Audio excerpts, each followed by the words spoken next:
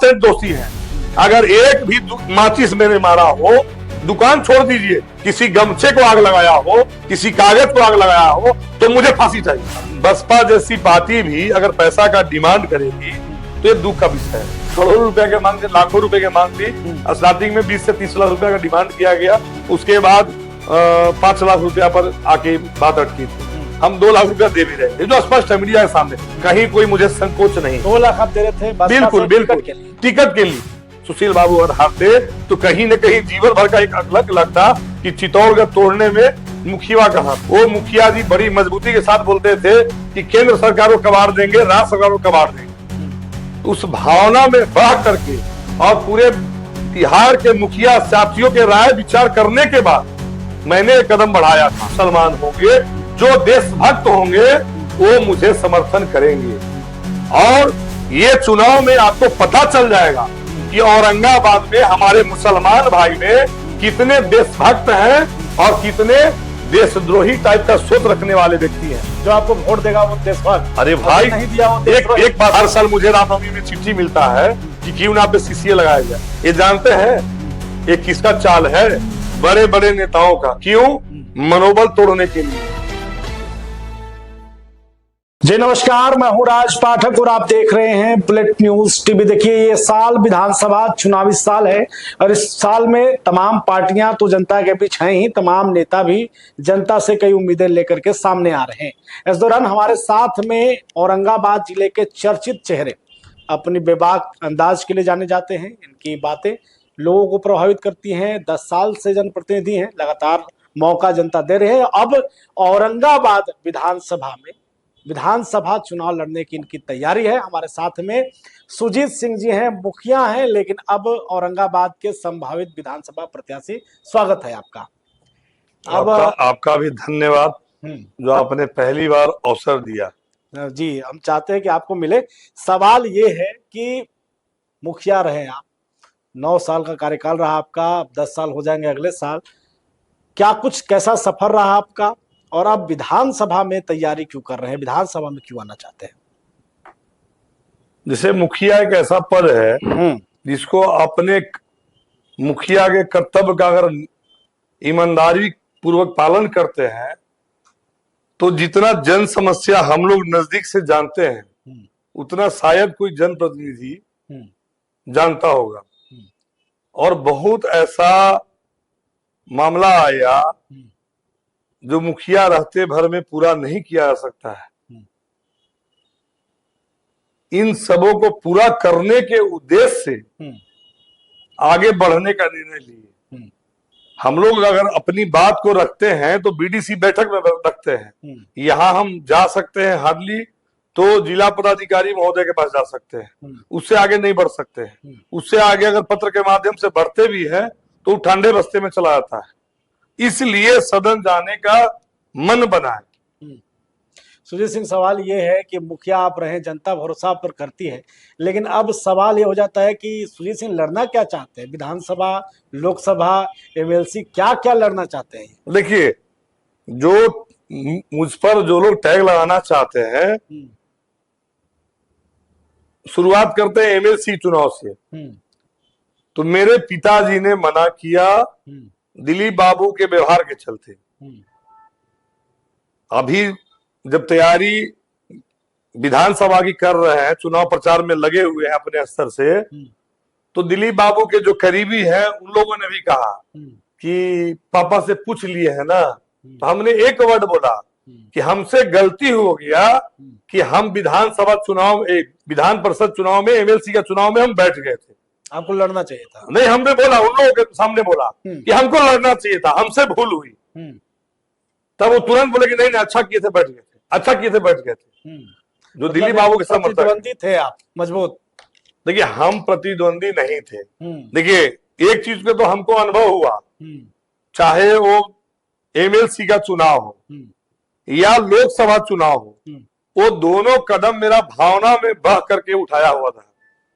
गलती थी आपकी लोकसभा में भी आने। पहले बात सुन लीजिए, गलती नहीं थी, हमारा सोचने का तरीका अलग है, मेरा चुनाव लड़ने का तरीका अलग है।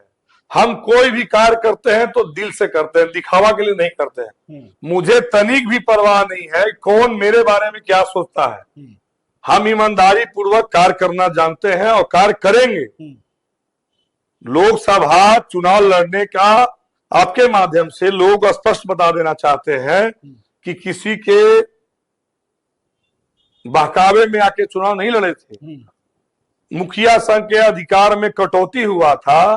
पूरे बिहार के मुखिया साथी जो भी है, पटना में हम लोग एकजुट होते थे तो बड़ी मजबूती के साथ जिनको भी माइक मिलता था वो मुखिया जी बड़ी मजबूती के साथ बोलते थे कि केंद्र सरकार को कबाड़ देंगे, राज्य सरकार को कबाड़ देंगे।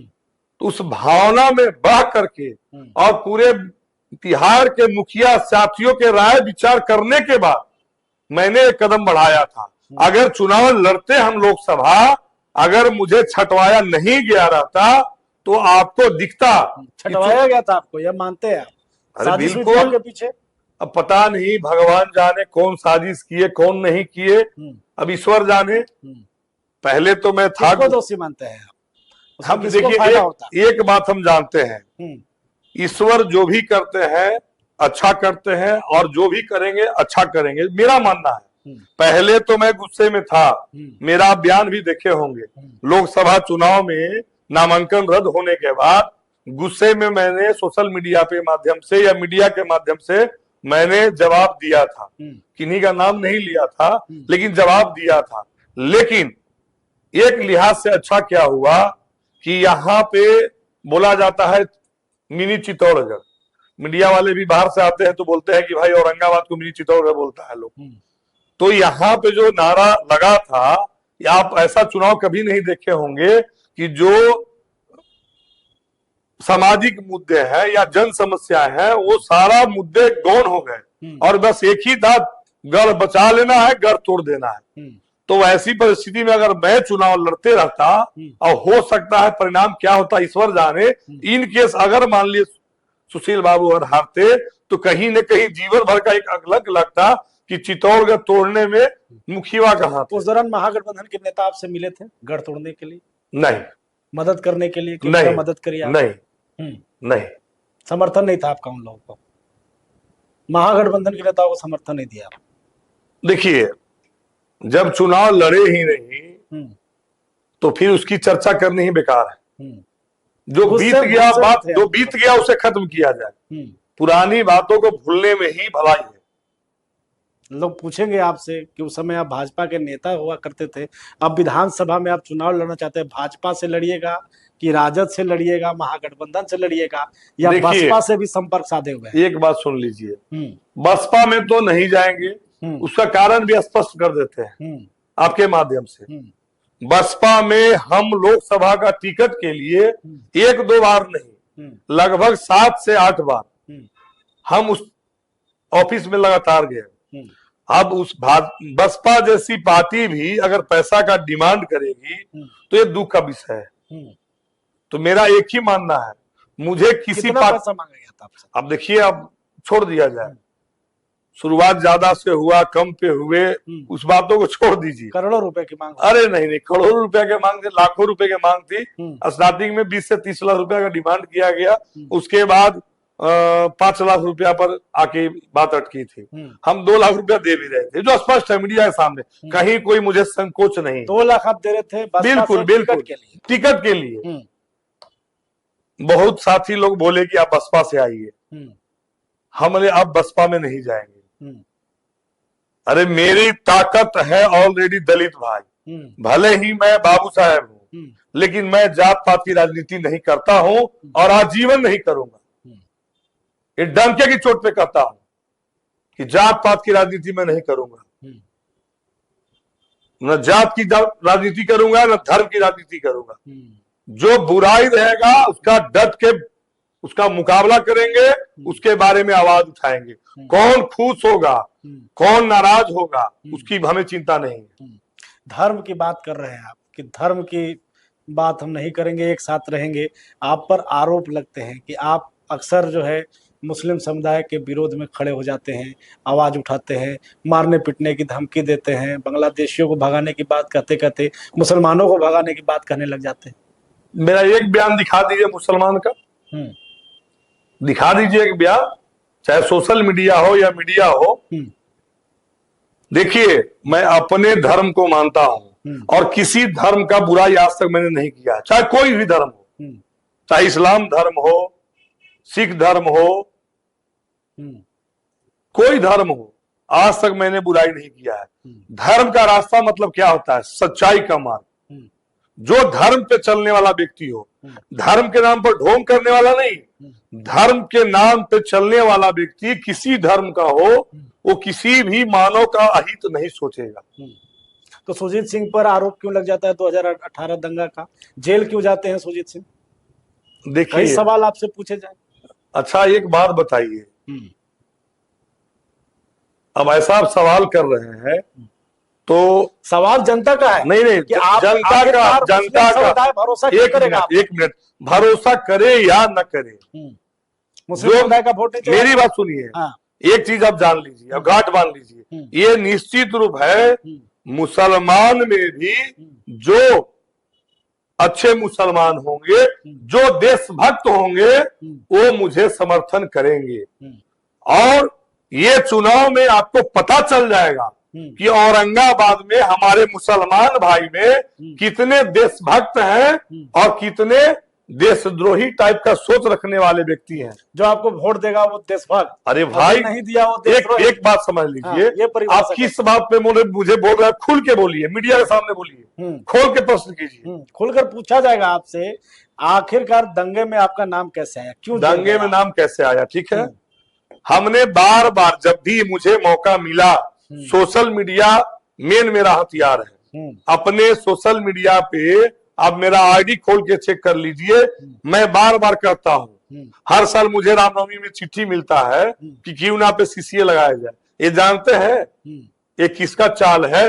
बड़े बड़े नेताओं का। क्यों?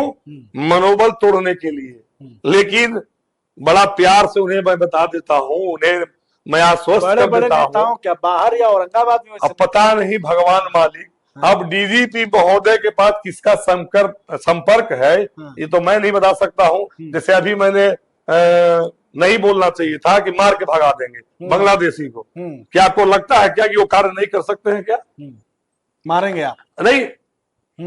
बड़े भाई देखिए, आपके मीडिया के सामने बोल रहे हैं, प्रशासन में भी बहुत अच्छे लोग भी हैं, कुछ गलत लोग भी हैं। एसडीपीओ साहब बड़े भाई इसलिए बोल रहे हैं कि उन्होंने आया, बड़े प्यार से समझाया, बड़ी प्यार से समझाया, इसलिए उनका मैंने बात को स्वीकार किया। नहीं तो मुझे जेल जाने की तनिक भी चिंता नहीं है। जेल का डर अगर किसी ने खत्म किया है तो वो भ्रष्ट नेताओं ने और भ्रष्ट अधिकारियों ने। मुझे जेल का तनिक भी डर नहीं है। 90 दिन जेल रहा हूं, लेकिन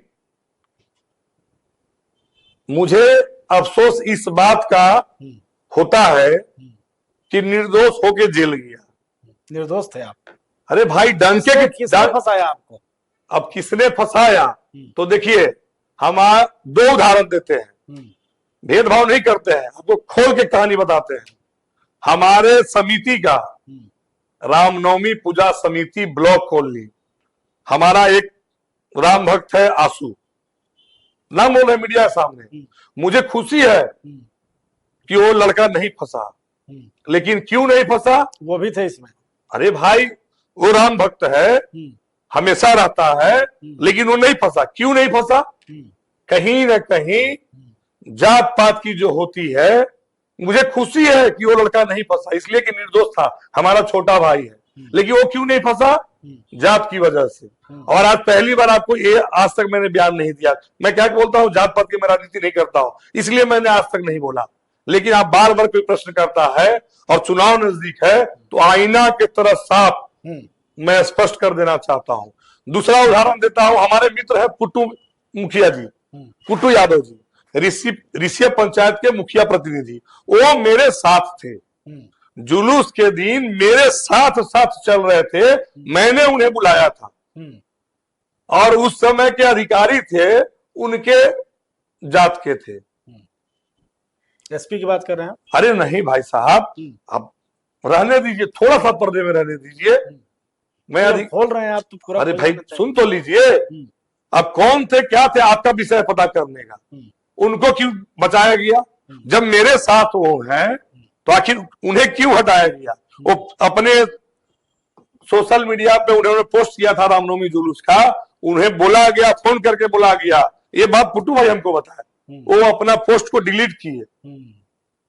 तो आप समझ सकते हैं कि क्यों राजनीति में झोंका गया। हम तो बार बार कहते हैं और अभी भी कहते हैं कि अगर 1% दोषी है, अगर एक भी माचिस मैंने मारा हो, दुकान छोड़ दीजिए, किसी गमछे को आग लगाया हो, किसी कागज को आग लगाया हो, तो मुझे फांसी चाहिए। कोई आज तक मीडिया पे बोला हो तो बोले। मैं डंके की चोट पे कहता हूं, मैं दंगाई नहीं हूं, मैं सफाई नहीं दे रहा हूं, और इसका प्रत्यक्ष परिणाम आपको मेरे पंचायत के लोगों ने मुझे वोट देकर जिताया है। इसलिए मैं कहता हूं कि सारे मुसलमान गलत नहीं है, संख्या कम ज्यादा हो सकता है, जो इंसान होंगे वो मुझे अवश्य वोट देंगे, नहीं देंगे कोई बात नहीं है। तो इस बार वही सवाल, विधानसभा में किसके तरफ से आएंगे? सुजीत सिंह, निर्दलीय की तैयारी है आपकी? देखिए, आप ज्यादा चांस मान लीजिए कि निर्दलीय हम चुनाव तक तैयारी कर रहे हैं, टिकट के प्रयास में लगे हुए हैं। भाजपा जो है, अगर राष्ट्रवाद की बात की जाएगी तो अन्य पार्टियों में भाजपा सर्वोपरि है। अन्य पार्टियों में वो राष्ट्र की बात करती है, भारत माता की जय की बात करती है। तो पहला पसंद तो मेरा है भाजपा, और भाजपा में मैं सक्रिय रूप से कार्य किया भी हूं। जैसे पिछला विधानसभा, अब बताइए मुझे कि कोई आज तक आपका ऐसा कोई जनप्रतिनिधि हो, 2020 का चुनाव ले लीजिए, 4 महीना के बाद मेरा चुनाव था 21 में, 2020 में रामाधार सिंह जी के लिए, उम्र में बड़े हैं चचा जी, रामधार चचा जी के लिए मैंने खुल के प्रचार किया ना। कोई अगर ऐसा है तो बताए कि जिसका 4 महीना के बाद चुनाव हो, वो अपना चुनाव की परवाह नहीं किया हो और भाजपा का मदद किया हो। अब निर्णय करना है भाजपा के शीर्ष नेताओं को कि उन्हें कैसा उम्मीदवार चाहिए, जिताऊ उम्मीदवार चाहिए या हराऊ उम्मीदवार चाहिए। देखिए, मेरे लिए सबसे पहला मेरा है इंसानियत। वो जब तक जीवन है इंसानियत नहीं मरने दूंगा।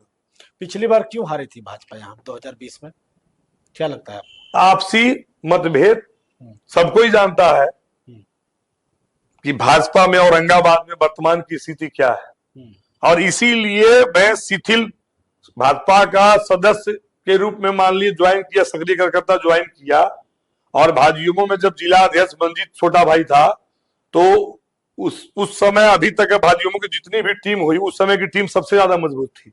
आप कार्यकाल उठा के देख सकते हैं, उसमें मैंने प्रत्यक्ष अप्रत्यक्ष दोनों रूप से तन मन धन से मैंने समर्थन दिया, बढ़ाया। तो अब निर्णय तो भाई, राजद में शामिल हो सकते हैं? मुझे किसी पार्टी से एतराज नहीं है। देखिए, इसलिए मैं कह रहा हूं कि मेरा जो विचारधारा है वो कोई चेंज नहीं कर सकता है। जो मेरा विचारधारा है, मैं किसी भी दल में चल जाऊंगा, मेरा विचारधारा चेंज नहीं होगा। मैं अगर विधानसभा जाना चाहता हूं तो जनता का न्याय के लिए, जनता का विकास के लिए, जनता का कल्याण के लिए, मुझे झोली भरने के लिए नहीं जाना है। मुझे झोली भरने के लिए नहीं जाना है, जनता के अधिकार के लिए लड़ने के लिए जाना है, इसके लिए सदन जाना है। विधानसभा चुनाव लड़ेंगे कंफर्म है, या फिर से हर बार की तरह फिर हर बार होगा? अरे भाई, एक चीज आप जान लीजिए, अब राज पाठक बाबा, आप बाबा है इसलिए हाथ जोड़ रहा हूं, अब इससे भी पत्रकार आप हैं, मेरा कदम अगर आगे बढ़ता है तो पीछे की ओर नहीं जाता है। प्रभु श्री राम पिताजी के आदेश के चलते वनवास चले गए थे, तो मैंने आदेश का पालन किया था, लेकिन इस बार मैंने पहले ही बोल चुका हूं कि मैं चुनाव लड़ूंगा। इसलिए लड़ूंगा कि अब मेरे साथ मेरा राजनीतिक कैरियर, और राजनीतिक कैरियर का मुझे परवाह नहीं है। अगर मुझे बोले तो मैं कि मुझे विधानसभा जाना है तो जनता के लिए लड़ने के लिए जाना है, मुझे पावर चाहिए। अगर कोई बच्चा अगर हो छोटा सा, उसका क्षमता हो 20 किलो वजन सहने का, आप उसे 50 किलो दे दीजिएगा तो निश्चित रूप से वो बैठ जाएगा, थक हार के बैठ जाएगा ना, वजन नहीं उठा पाएगा। तो मुखिया हो करके हम नजदीक से जन समस्याओं को देखे हैं, अन्याय होते देखे हैं, अन्याय होते देखे हैं, गरीबों के साथ अत्याचार होते देखे हैं। तो उस अत्याचार को बंद करने के लिए, गरीबों को न्याय दिलाने के लिए, भ्रष्टाचार को खत्म करने के लिए, अफसरशाही को उखाड़ फेंकने के लिए औरंगाबाद से इसलिए विधानसभा जाना है, झोली भरने के लिए नहीं जाना है। कांग्रेस विधायक हैं, आप ही के गांव के हैं, काम नहीं किया उन्होंने 10 सालों?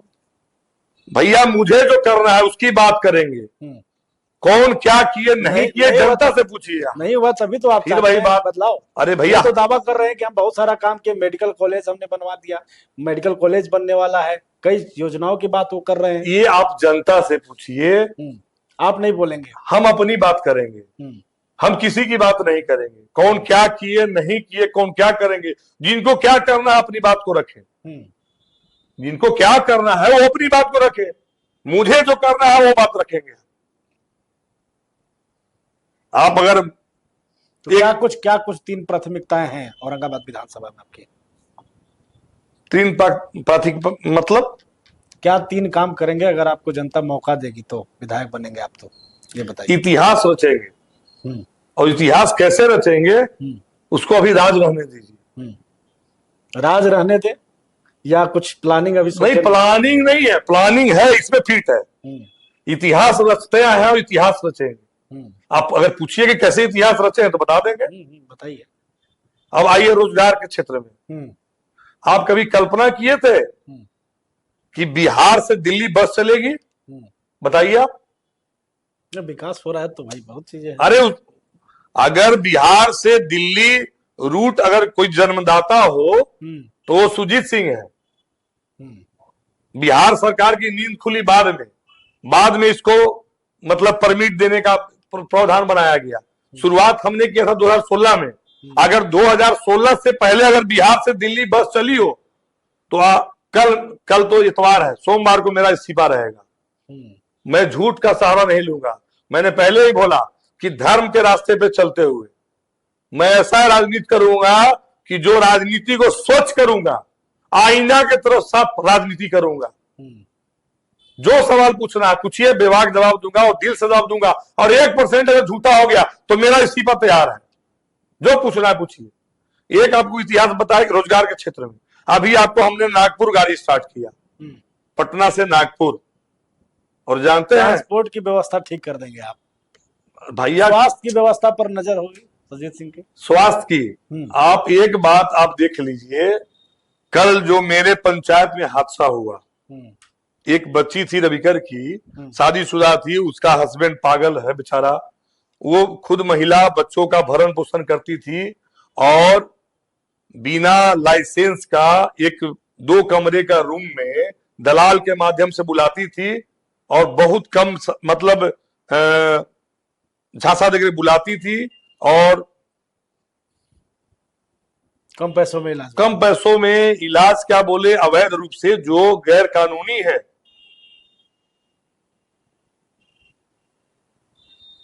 अब हमको कैमरा के सामने बोलने में अच्छा नहीं लग रहा, जैसे मैंने गर्भपात करवाना ये गैर कानूनी है ना, तो वैसा काम वो घिनौना करती थी और इसमें अल्ट्रासाउंड वाले भी शामिल हैं। वही तो बताया होगा ना, 2 बच्चियां पहले से थी, पेट में मालूम हुआ कि बच्ची है, तभी तो मालूम चला कि बच्ची है तो खराब करवाने गई थी। कितना दुख का विषय है। इतने यहाँ औरंगाबाद में नेता है, आज तक का एक घटना बता दीजिए। ऐसा घटना पहले भी घटा है ना, लेकिन सेम डेट में 2 घंटे के अंदर टीम गठित हो करके और कोई वो अवैध क्लिनिक को तालाबंदी करने के लिए आज तक कोई गया है क्या?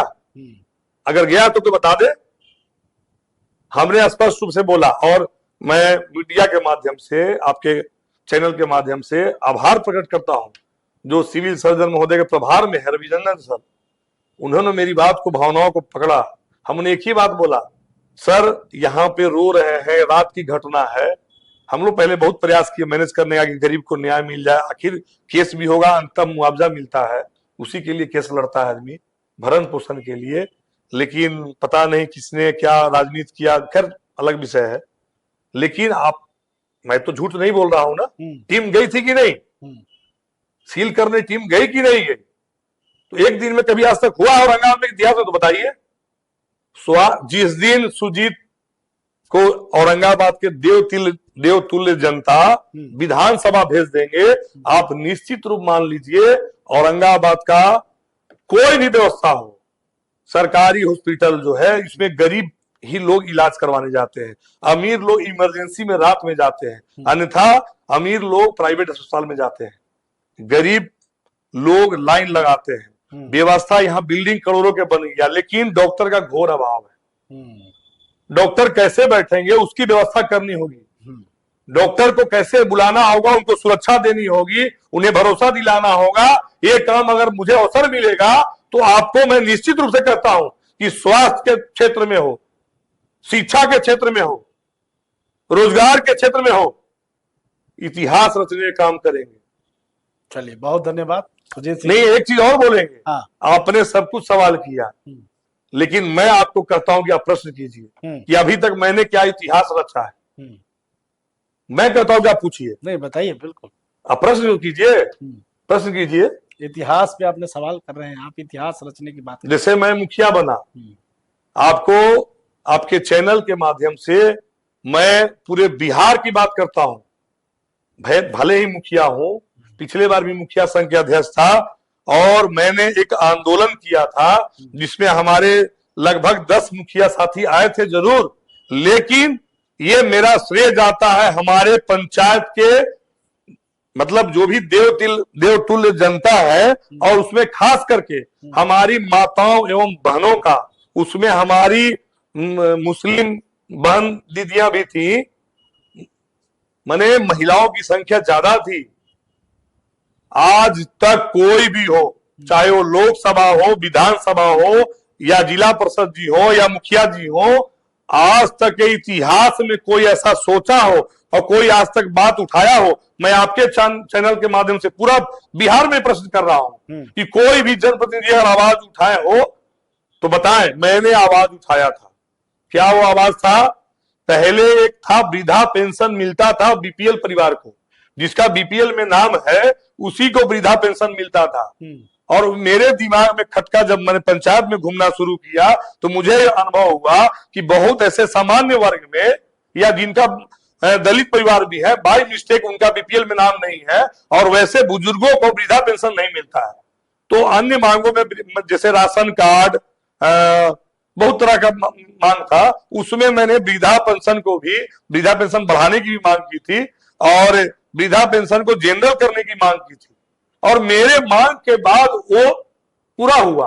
तो आज तक किसी में बिहार में, यह सरकार भी चली 15 साल में, लालू जी की सरकार चली, गरीबों की सरकार थी, तो 20 साल नीतीश जी की सरकार चली, जो विकास पुरुष कहे जाते थे, लेकिन आज तो किसी के दिमाग में नहीं आया।